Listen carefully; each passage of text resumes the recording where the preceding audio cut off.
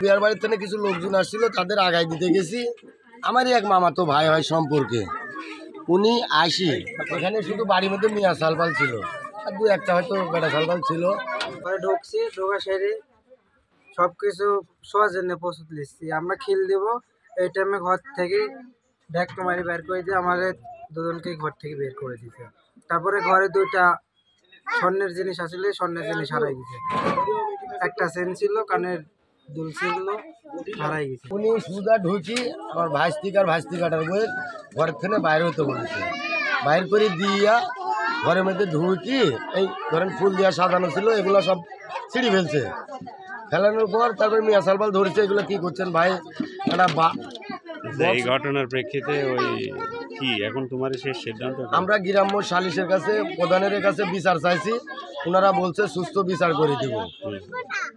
আমরা আমার এই গ্রামের লোক এক ধরেন শ্রদ্ধা করি এবং ওদের প্রতি একটা আস্থা আছে আমাদের। ওরা বিচার না যদি না করে, মানে সুস্থ মতো না হয়, তারাও যদি না মানে আমরা আইনের আওতার যাতে বাধ্য হবো তখন। যেহেতু আমার ভাস্তির একটা আংটি পাইছে কালকে, আমার নাম রনি, আমার ভাস্তি বেটার বউ, হ্যাঁ ছেলের চাচা, আমার ভাস্তি বেটার বউ একটা আংটি পাইছে।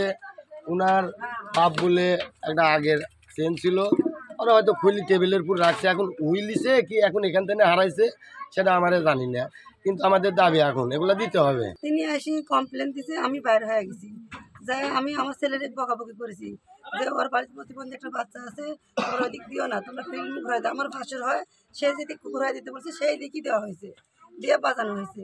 কালকে তো লাস্ট দিন, মাঝখানে একটু কম বাজানো হয়েছে, কালকে সে দিন ঠেকাতে পারিনি, তারা বাজাইছে। আমার রিপোর্ট হচ্ছে সে আসলো, বাড়ির ভিতরে বসবে, আমরা গার্জিয়ান আছি, এর কাছে করতে পারে, তাহলে তো আমরা ঠিক করতে পারি। এরা সরাসরি দরজা খুলে দিতে, আমার ওই বউয়ের ছেলে ধাক্কা দিয়ে বাইর করে দিতে বলেছে, তোরা গান কর, আমরা বাসর করবো।